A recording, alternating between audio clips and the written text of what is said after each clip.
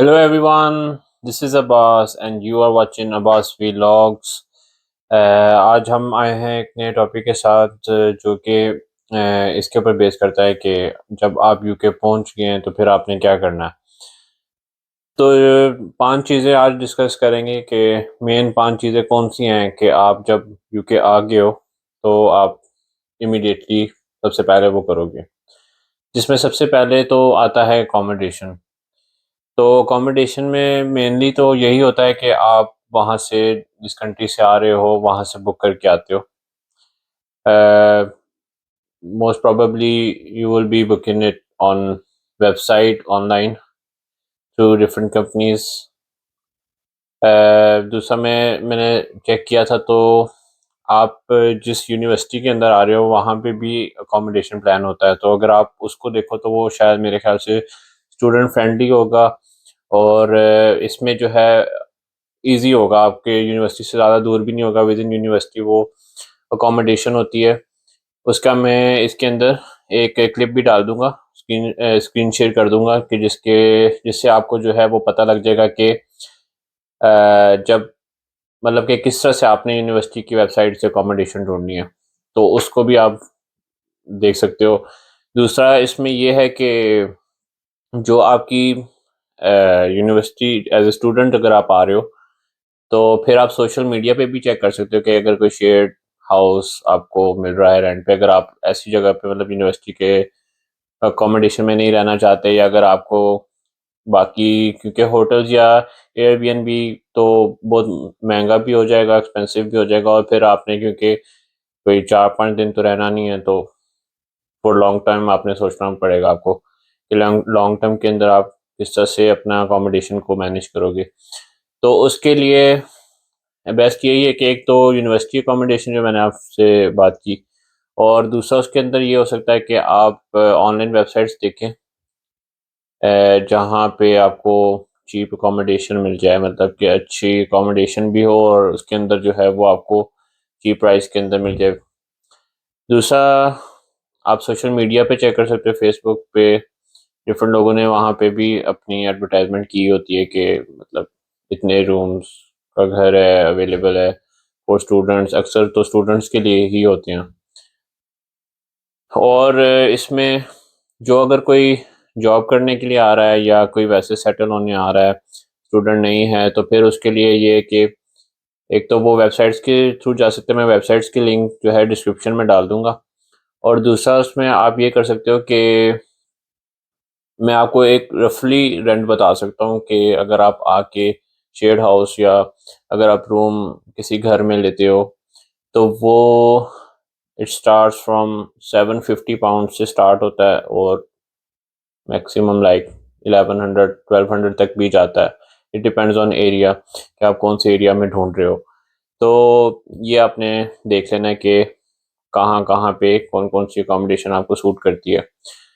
तो ये तो आप वहाँ से ही प्लान करके आओगे जहाँ से आप आ रहे हो, पाकिस्तान से हो या कहीं से भी आ रहे हो।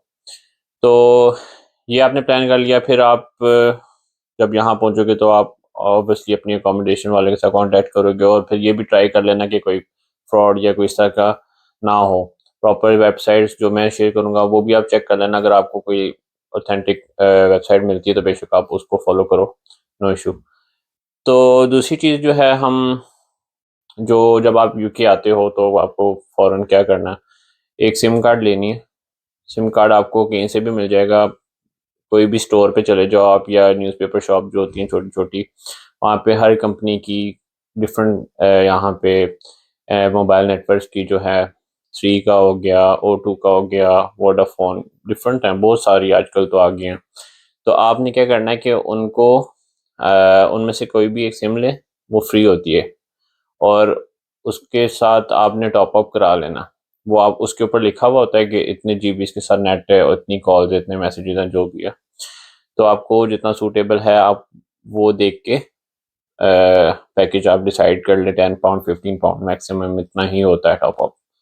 तो वो आपका महीना चल जाएगा, आपके पास नंबर भी आ जाएगा पीछे, अगर आपने घर पे कॉल करनी है या यहाँ पे किसी के साथ कांटेक्ट करना है तो वो आपको फर्स्ट आपकी यही प्रायोरिटी होनी चाहिए कि आपके पास सिम कार्ड हो जाए। तो वो आपको कहीं से भी इजीली मिल जाएगा, जहाँ भी आपकी अकोमोडेशन होगी, तो आसपास कोई भी शॉप होगी वहाँ से आपको मिल जाएगा। तीसरी चीज़ जो है वो आ जाता है हमारा जीपी रजिस्ट्रेशन। क्योंकि यूके में जब आप आते हो तो यहाँ पे वो पाकिस्तान वाला नहीं है कि आप कहीं पे भी इमरजेंसी में चले जाओ या ऐसे ही चले जाओ हॉस्पिटल, तो वो आपको इस तरह से चेक करेंगे, क्योंकि यहाँ पे प्रॉपर एक मेडिकल हिस्ट्री रखी जाती है और आपका एक स्पेसिफिक डॉक्टर मतलब होता है जिससे आपकी सारी जो भी मतलब आप आओगे, खुदा न खास्ता किसी को कुछ हो जाता है तो वो हिस्ट्री उनकी उस मेडिकल सेंटर में रखी जाती है, फिर उसी की बेसिस पे नेक्स्ट आपका ट्रीटमेंट वगैरह कुछ भी अगर हो तो किया जाता है। तो इसके लिए आपको रजिस्ट्रेशन करने के लिए क्या करना पड़ेगा, जिस भी आप एरिया में अकोमोडेशन ढूंढते हो वहाँ पे आपने क्या करना है कि वहाँ एनएचएस की आप वेबसाइट पे जाओ। यहाँ पे यूके के अंदर मैं आपको एक चीज़ बता दूं कि ना, आपका बेसिकली सारी चीज़ें जो है वो पोस्ट कोड के ऊपर डिपेंड करती हैं, ज़्यादा एड्रेस के ऊपर भी नहीं। Post code area wise post code हैं, तो आप पोस्ट कोड डालोगे तो आपको आपके करीबी मेडिकल सेंटर्स या जो भी हैं मेडिकल के जीपीज हैं, जीपी सेंटर जो है वहाँ पे वो आपको शो कर देगा कि आपके एरियाज के करीब कौन से हैं, तो आपने उनमें से सिलेक्ट करना है और फिर आपने नेक्स्ट डे या जो भी अपकमिंग डे में आप फ्री होगे आपने जाना है मेडिकल सेंटर में। आप वहाँ पे जाके उनको बताओगे कि मैं रजिस्टर होना चाहता हूँ, फिर वो आपसे आईडी या कोई भी ऐसा प्रूफ देंगे कि आप यहाँ पे मतलब अलाउ है यूके में आपको एज ए सिटीज़न हो या स्टूडेंट हो या जो भी है। तो आप वहाँ पे जाके क्या करोगे कि आप उनको आईडी दिखाओगे, फिर वो आपको रजिस्ट्रेशन फॉर्म देंगे।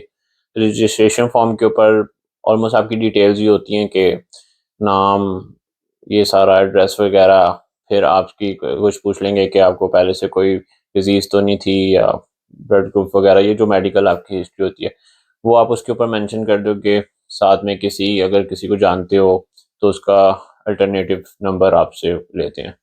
फिर आप क्या करोगे कि आप वो फॉर्म जो है वो सबमिट कर दोगे और उसके बाद वो फॉर्म आपको तकरीबन वो आपको बता देंगे कि इन अ वीक और टू आपको कॉल या मैसेज करके या आपके एड्रेस के ऊपर आपका लेटर आ जाता है कि आप रजिस्टर्ड हो गए हो। उसके बाद आपको कभी भी खुदा न खास्ता कुछ भी होता है तो आप अपने मेडिकल सेंटर में कॉल करोगे और अपॉइंटमेंट ले सकते हो डॉक्टर से। तो ये एक तरीका है जीपी के साथ रजिस्टर होने का, जो कि बहुत लाजमी है और होना चाहिए। उसके बाद आप आ जाओ तो बस पास सबसे इम्पोर्टेंट, क्योंकि यहाँ पे आप बेशक आपको यूनिवर्सिटी के करीब मिल जाती है अकोमोडेशन, या आपको जो है वो अपने एरिया के मतलब सूटेबल एरिया है कि आप वॉकिंग डिस्टेंस पे आपकी यूनिवर्सिटी है या कुछ भी है, तब भी आपको जो है ना वो देखो आपको सिटी सेंटर या इधर उधर घूमने फिरने के लिए भी तो जाना पड़ेगा या कोई चीज़ें लेने जाना पड़ेगा, या ज़रूरी नहीं है कि आपको यूनिवर्सिटी के करीब ही मिले अकोमोडेशन, तो आपको बस पास लाजमी लेना पड़ेगा। क्योंकि आते सारी तो आप गाड़ी भी नहीं ले सकते कि आप बोलो कि यार मैं जाते सारी गाड़ी ले लूँगा, क्योंकि उसके लिए एक तो एक्सपेंसिव भी है, फिर उसके बाद उनकी इंश्योरेंस और बहुत मतलब मसले हैं, और फिर सबसे पहले तो उसका ड्राइविंग लाइसेंस है जो कितना इजी नहीं है पास करना। काफ़ी अटेम्प्ट्स में लोग पास करते, कुछ पहली में भी कर लेते हैं, लेकिन फिर भी दैट्स टाइम टेकिंग। तो बस पास जो है वो अगर एक नॉर्मल उसका देखा जाए तो वो 60 पाउंड अ मंथ होता है, जो कि रिजनेबल भी है, क्योंकि अगर आप डेली पे करोगे हर चक्कर में तो वो मेरे ख्याल से 2 पाउंड 30 है, जो कि आपको बहुत ज़्यादा बन जाता है अगर मंथ के हिसाब से देखा जाए तो। मतलब एक दफ़ा जाने के 230 है और फिर दूसरी दफ़ा हो तो 230, तो वो 460 एक चक्कर का बन गया आपका। तो अगर आप वो लगाओ तो मेरे ख्याल से आपका 120 कुछ बनता है महीने का। तो 60 पाउंड का होता है वो पास होता है, मंथली पास, वो आप कर लो तो जितनी मर्जी दफ़ा आओ जाओ वो सब उसमें आपका एक ऐप होता है मोबाइल के अंदर, उसका भी मैं लिंक भी शेयर कर दूंगा और उसकी मैं एक स्क्रीन वीडियो भी शेयर कर दूंगा इसी वीडियो के अंदर, ताकि आपको पता लग जाए कि किस तरह से आपने जो है उसको यूज़ करना है। तो वो एनएक्स बस के नाम से एक गूगल प्ले स्टोर पे और एप्पल के स्टोर पे भी आती है ऐप, वो आपने डाउनलोड करनी है। उसके अंदर आपके पास ऑप्शंस होते हैं। स्टूडेंट का मेरे ख्याल से थोड़ा सा रिलीफ है इसमें, कम होता है स्टूडेंट का, लेकिन एक नॉर्मल जो बस पास होता है वो 60 पाउंड्स के करीब है मंथली। तो मेरे ख्याल से 45 होगा स्टूडेंट का। तो इसमें जो है आपने वहाँ पे जाके टिकट सेलेक्ट कर लेनी है 1 to 4 वीक्स वाली, और उसमें पेमेंट आ जाएंगी और फिर आप कार्ड से पेमेंट करके तो आपके पास एक बार कोड आ जाता है। जब आप बस में एंटर होते हो तो आप वो बार कोड स्कैन करते हो और आप मतलब आपको अलाउ कर देते बस के अंदर। तो बस पास जो है वो सबसे ज़रूरी है। तो ये आप आते सार ही 1-2 दिन में इसको कर सकते हैं। और पांचवी और आखिरी चीज़ और इम्पोर्टेंट चीज़ स्टूडेंट के लिए तो मेरे ख्याल से BRP कार्ड होता है, जो कि वो वहाँ से जब वीज़ा अप्लाई करते हैं तो उसके साथ ही वो इनको बता देते हैं कि यहाँ पे आके कहाँ से वो कलेक्ट करेंगे, पोस्ट ऑफिस से, या अगर वो किसी के उस पे आ रहे हैं, स्पॉन्सरशिप पे आ रहे हैं, तो फिर वो मेरे ख्याल से स्पॉन्सरशिप जिसने स्पॉन्सर किया होता है उसका ही एड्रेस देते हैं। तो उसमें फिर स्पॉन्सरशिप वाले को भी साथ जाना पड़ता है। अगर आप वैसे वहाँ से अकेले आ रहे हो और फिर आप पोस्ट ऑफिस सेलेक्ट करते हो जब वीज़ा आप अप्लाई कर रहे हो, तो वो फिर आपको जब वो एक लेटर देते हैं जो 30 डेज के लिए वैलिड होता है, जिसमें आपको उस पर लिखा होता है जिसी के बेसिस पे आप यूके आओगे, उस पर लिखा होता है कि 30 डेज के लिए अलाउ है यूके के अंदर। और फिर 30 डेज के बाद जो है वो आपका BRP कार्ड चलता है, जो आपका जितना भी महीने का, 6 महीने का या साल का वीज़ा जो भी है उस पर, स्टडी वीज़ा। तो उस लेटर के ऊपर लिखा होता है कि आपने कहाँ से कलेक्ट करना है, वो पोस्ट ऑफिस का कोड वगैरह, एड्रेस वगैरह सारा लिखा होता है। तो वहाँ से आपने जाके BRP कार्ड कर लेना। दूसरा नेशनल इंश्योरेंस नंबर होता है जो कि वो ज़रूरी है। मैंने BRP का इसलिए जिक्र किया है क्योंकि जो BRP मोस्टली लोग आते हैं उनके कार्ड के पीछे ही उनका NI नंबर लिखा होता है। लेकिन अगर जिस तरह मैं आया था, क्योंकि मैं यहाँ पे पहले ही ब्रिटिश नेशनल सिटीज़न था, तो मुझे अपना अप्लाई करना पड़ा था। क्योंकि मुझे BRP की ज़रूरत नहीं थी तो मैंने पहले अप्लाई नहीं किया था अपना नेशनल इंश्योरेंस नंबर, तो वो मुझे करना पड़ा अपना अप्लाई। तो उसके अप्लाई करने के लिए ना आपको मैं वेबसाइट का लिंक डाल दूंगा gov.uk, जो कि ब्रिटिश काउंसिल की और यहाँ के गवर्नमेंट की जो वेबसाइट है, जो सारे काम तकरीबन वहीं से होते हैं, BRP कार्ड का भी वहीं से होता है। तो वहाँ पे जाके आप अप्लाई करते हो। अप्लाई के तरीके में यही है कि वो आपसे इंफॉर्मेशन, आपका नाम, एड्रेस, डेट ऑफ बर्थ और ये चीज़ें मांगेंगे, और फिर वो आपको एक ईमेल भेज देंगे कि आपका प्रोसीड हो गया, और इतने दिनों में आपका, वो आपको एक ईमेल भी भेज देते हैं और बाय पोस्ट भी आपको एक लेटर भेज देते हैं जिसके अंदर आपका NI नंबर आ जाता है।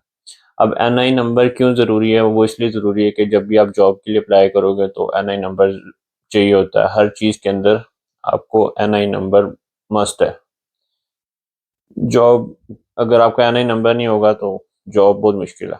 BRP कार्ड वालों की बात नहीं कर रहा, उसके अलावा बात कर रहा हूँ कि जो विदाउट स्टडी यहाँ पे आके एक जॉब की तरफ से सेटल होने वाले हैं, उनको भी मैं बीच में कवर कर रहा हूँ। तो उसके लिए जो है ना NI नंबर आप अप्लाई कर दो आते साथ ही, क्योंकि वो मेरे ख्याल से 7 to 8 डेज लेता है। तो ज़्यादा भी ले सकता है, डिपेंड्स ऑन, क्योंकि वो वर्किंग डेज होते हैं बीच में, तो वीकेंड काउंट नहीं होता। तो 7 to 15 डेज कह लें। तो ये चीज़ें लाजमी हैं आते साथ। आप यूके के अंदर जब आ गए तो इन चीज़ों को मस्ट अपने जहन में रखें कि ये आपने सबसे पहले करनी है, ताकि फिर उसके बाद आप सुकून से बाकी जो आपके यूनिवर्सिटी के मामला हैं या बाकी लाइफ के मामला हैं वो आप डील कर सको। और भी चीज़ें हैं काफ़ी, जैसा बैंक अकाउंट वगैरह बाकी, लेकिन मैं उनके ऊपर एक अलग से फिर वीडियो बनाऊंगा कि बैंक अकाउंट किस तरह बनाना है, किस तरह अप्लाई करना है। और मैं एक चीज़ ये भी बता दूं कि यार यूके के अंदर ना, क्योंकि मैं भी पाकिस्तान से आया था, तो मुझे वही आदत थी कि हम लोग वहाँ पे, क्योंकि इतनी चीज़ें ऑनलाइन नहीं है यहाँ पे, ऑलमोस्ट हर चीज़ जो है ऑनलाइन कर दी गई है। बैंक की भी एक एक ब्रांच होगी, इतनी ज़्यादा ब्रांचेस नहीं होंगी, क्योंकि सारा सिस्टम ऑनलाइन है। आप बैंक अकाउंट के लिए भी ऑनलाइन अप्लाई करते हो, बाकी चीज़ें भी सारा कुछ। तो ये बात है। तो इंशाल्लाह उस पर भी मैं वीडियो बनाऊंगा, और इसके अंदर मैं अपने स्क्रीन वीडियोस भी डाल दूंगा आपकी इजी उसके आपके आसानी के लिए। और अगर फिर भी किसी को कोई कन्फ्यूजन हो, कोई सवाल हो, तो ज़रूर कमेंट सेक्शन में करें। और अगर आपको जो है वीडियो अच्छी लगी है तो लाइक कर दें, शेयर कर दें और सब्सक्राइब भी लाजमी कर दें ताकि नेक्स्ट आने वाली वीडियोस आप तक आ जाएं। और अभी तक के लिए इतना ही। अपना ख्याल रखें और अगली वीडियो में इंशाल्लाह मिलते हैं। अल्लाह हाफ़िज़।